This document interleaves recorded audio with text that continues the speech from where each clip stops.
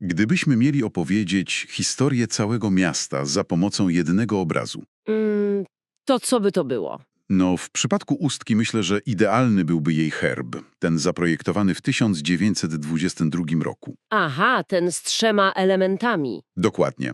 Jest tam syrena, czyli kąpielisko, jest żaglowiec, czyli handel i łosoś w dłoni syreny, czyli oczywiście rybołówstwo. I te 3 filary, te 3 tożsamości przez wieki kształtowały Ustkę. I to jest właśnie nasz cel na dzisiaj. Potraktujemy ten herb jak mapę. Dobrze powiedziane. Korzystając z różnych źródeł, przewodników, monografii, prześledzimy, jak te tożsamości się ze sobą, no wiesz, ścierały, uzupełniały. To będzie podróż od małej osady rybackiej przez setki lat w cieniu Słupska aż po, wielki rozkwit. Spróbujemy zrozumieć, co tak naprawdę zdefiniowało to miasto. Zacznijmy więc od samych początków. Dobrze. Fundamenty. Źródła mówią o epoce brązu, o grodzisku kultury łużyckiej. Ale mnie, wiesz, intryguje co innego. Co takiego? Wzmianka o cmentarzysku sprzed 2500 lat, z tak zwanymi urnami twarzowymi, które podobno mają coś wspólnego z Etruskami. O tak, to jest absolutnie fascynujące. Etruskowie na Pomorzu. Jak to w ogóle możliwe? No właśnie, to jedno z tych pytań, które rozpalają wyobraźnię historyków.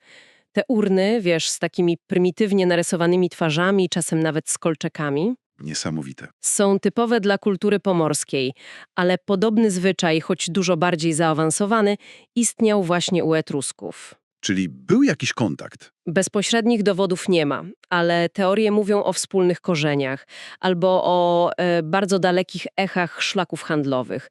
Wędrował nimi bursztyn, ale wędrowały też ideły. Czyli od samego początku to było miejsce otwarte na morze. Ze wszystkimi plusami i minusami.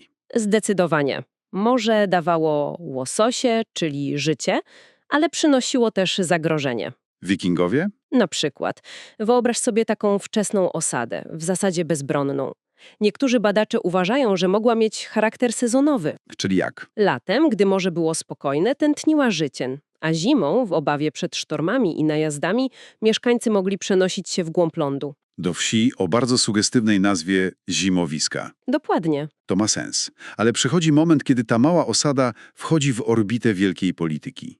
Rok 1337. Słupsk kupuje port. To jest ten moment. To jest klucz, który definiuje losy Ustki na następne 500 lat. 500 lat.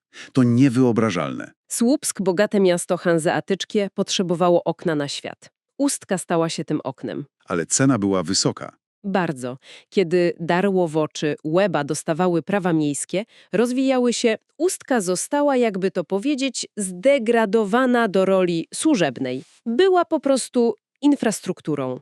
Czekaj, czyli mieszkańcy przez półtysiąclecia byli właściwie pracownikami portowymi Słupska. To musiało rodzić jakieś napięcia. Wielkich buntów nie było, bo Słupsk był po prostu zbyt silny. Ale sformalizowano to w postaci tak zwanej przysięgi usteckiej. Przysięgi. Tak, każdy mieszkaniec musiał przysięgać wierność Słupskowi. Zobowiązywał się do utrzymywania toru wodnego, do pomocy przy statkach. To nie jest tylko suchy fakt. To kształtowało mentalność. Oczywiście, z jednej strony pragmatyczną, pracowitą, ale z drugiej może z pewnym kompleksem wobec wielkiego brata. I myślę, że ta walka o własną tożsamość jest kluczem do zrozumienia późniejszego, gwałtownego rozwoju Ustki. No dobrze. Po tych setkach lat zależności przychodzi seria ciosów z zupełnie innej strony. Wojna 30-letnia, Szwedzi w porcie. A zaraz potem ten katastrofalny pożar w 1644 roku. Zostało tylko 15 domów. To brzmi jak koniec. To był początek prawie 200 lat głębokiego kryzysu. Pożar był straszny, ale jeszcze gorszym wrogiem okazała się natura. Sztormy? Potężne sztormy w XVII wieku, które dosłownie zniszczyły port. Drewniane mola zostały zmiecione, a co najgorsze, ujście słupy zostało tak zamulone, że tor wodny stał się za płytki. I co wtedy? Handel chyba nie mógł po prostu ustać. Musiano stosować bardzo niewydajne metody. Większe statki cumowały na redzie, na otwartym morzu, a towary przeładowywano na małe łodzie. To musiało być czasochłonne i ryzykowne. Niezwykle. Handel drastycznie podupadł. Do tego doszły jeszcze wojny napoleońskie na początku XIX wieku i kontrybucje. Mamy więc obraz miejsca w totalnej zapaści. Wydaje się, że potrzeba było jakiegoś wstrząsu, żeby to przerwać. I ten wstrząs nastąpił. Mamy nawet konkretną datę. 22 grudnia 1831 roku. Co się wtedy stało?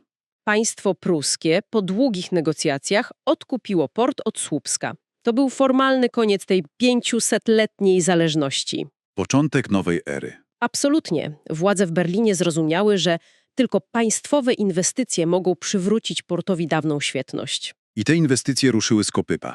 Kamienne falochrony w latach 60., a potem wielka modernizacja na przełomie wieków. To był prawdziwy skok cywilizacyjny.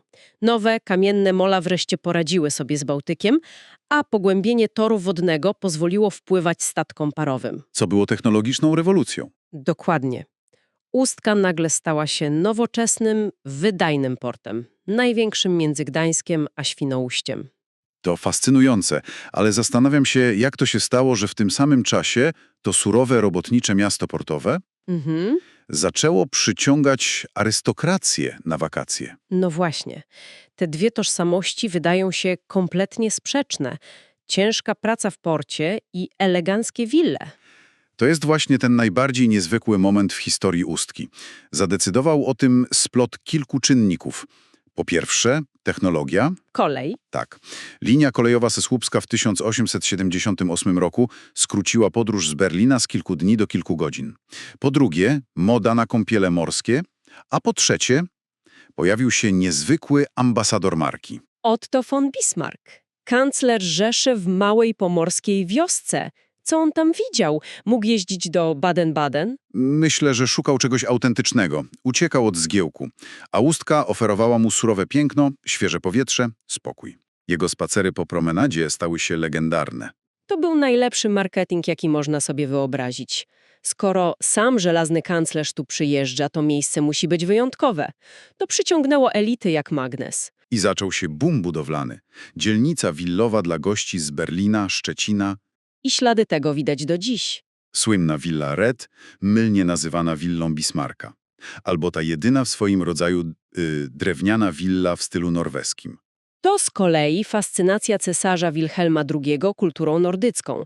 Architektura zawsze odbija ducha epoki. A ukoronowaniem tego wszystkiego było otwarcie w 1911 roku super nowoczesnego zakładu przyrodoleczniczego. Tak, z kąpierami w Solance i Borowinie. To przypieczętowało status Ustki jako luksusowego kurortu. Co ciekawe, oficjalnie status uzdrowiska miasto uzyskało dopiero w 1988 roku, ale de facto było nim od 100 lat. Czyli z tego eleganckiego kurortu władze hitlerowskie chciały w latach 30. zrobić potężną bazę wojenną. To zmiana o 180 stopni. To były plany na miarę megalomanii III Rzeszy. Chciano tu zbudować drugą Gdynię. Potężny port wojenny. Dlaczego? Miał uniezależnić komunikację morską między Niemcami a Prusami Wschodnimi od, polskiego korytarza.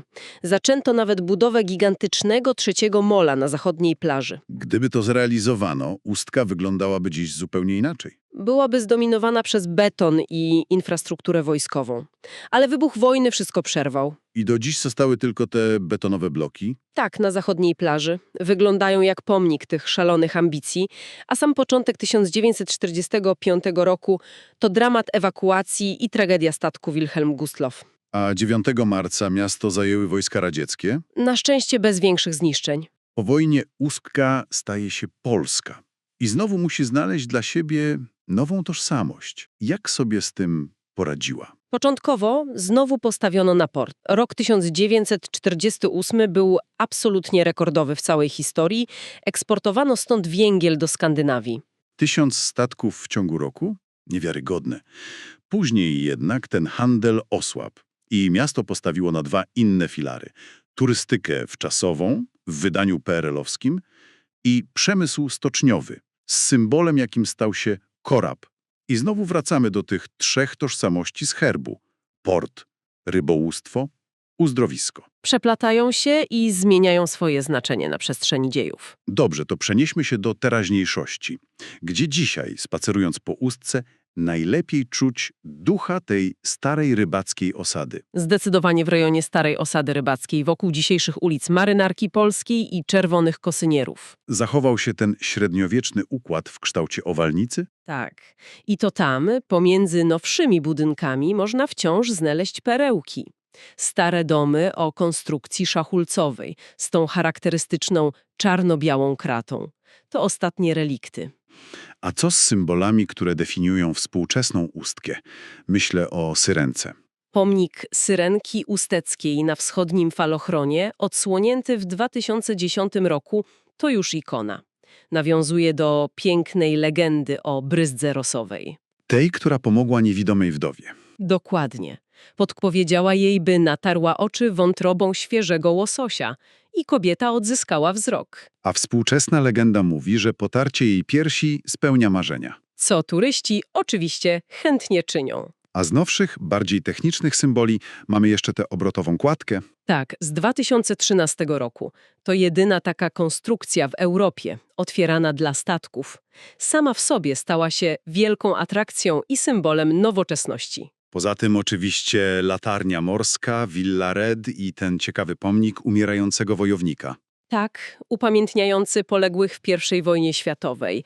I co ważne, to właśnie na jego cokole w 1922 roku po raz pierwszy umieszczono herb miasta, od którego zaczęliśmy. Wszystko się łączy. A jeśli ktoś szuka czegoś z dreszczykiem, poza głównymi szlakami, jest coś takiego. Staw upiorów. Brzmi mrocznie. Bo wiąże się z mroczną legendą o woźnicę, który wracając z wesela z rodziną dziedzica, zobaczył w oddali migotoczące światełka. Myślał, że to karczma. A to były błędne ogniki, które zwiodły go prosto w bagno. Kareta utonęła wraz ze wszystkimi. Do dziś to jeziorko ma niesamowitą atmosferę. Niesamowita historia. Podsumowując, dzieje Ustki to opowieść o niezwykłej transformacji. Od małej osady zależnej od Słupska, przez wojny, kataklizmy, po status luksusowego kurortu i ważnego portu. Miasto, które wielokrotnie musiało wymyślać się na nowo. I co najważniejsze, te trzy tożsamości, rybacka, portowa i uzdrowiskowa, nie zniknęły. One nałożyły się na siebie warstwami, wciąż są widoczne. Są trwale wpisane w ten herb z 1922 roku. Który okazuje się być niezwykle trafnym przewodnikiem po całej historii Ustki. Zanim skończymy, jest jeszcze jedna myśl, która wyłania się ze źródeł i nie daje mi spokoju. Słucham. Wspominają one, że około 200 lat temu, w czasach największego kryzysu Ustki, w jej okolicach działała głośna w całej Europie sekta religijna Przebudzonych, założona przez Ruth von Below. Arystokratyczny ród. Tak. I zastanawiam się, jaki wpływ taka grupa skupiona na duchowych poszukiwaniach mogła mieć na bardzo pragmatyczną, twardo stąpającą po ziemi społeczność. To niezwykle interesujące pytanie. Zazwyczaj historię piszemy przez pryzmat gospodarki i wojen, a przecież istniało też życie duchowe. Czy te poszukiwania zostawiły jakiś ukryty ślad w mentalności, w folklorze? Tego źródła wprost nie mówią. To jest jedna z tych tajemnic, która wciąż czeka na swojego odkrywcę.